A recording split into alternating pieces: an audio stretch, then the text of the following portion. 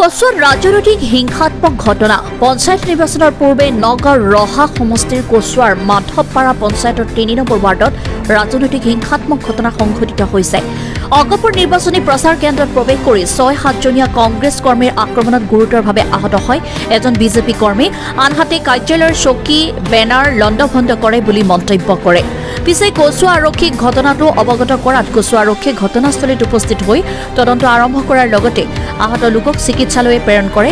ইপিনে আব্দুল জব্বাৰ, আখতাৰুল ইছলাম, আবুল কাছিম আৰু আব্দুল্লাৰ বিৰুদ্ধে কচুৱা থানাত এজাহাৰ দাখিল কৰিছে আৰু এই ঘটনাটো তদন্ত কৰি দোষী কঠোৰ শাস্তি প্ৰদান কৰিবলৈ দাবী জনাইছে।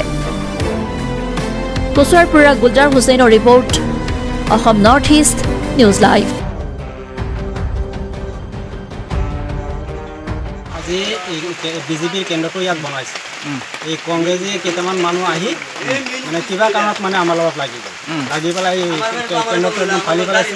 চেয়াৰ টেয়াৰ যিমানখিনি আছে চব ভাঙি পেলাইছে।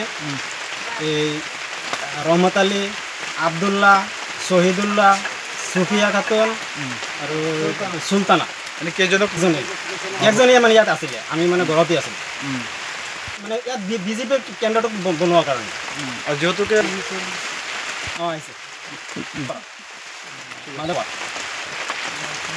এইটো হৈছে মানে আমি ইয়াত কিয় এজিপি বিজেপিৰ কেন্দ্ৰ বান্ধিছোঁ। আমাৰ জমাইটো নগৰ পৰা আহিছে, বেংকৰ পৰা টকা 40,000 লৈ আহিছে।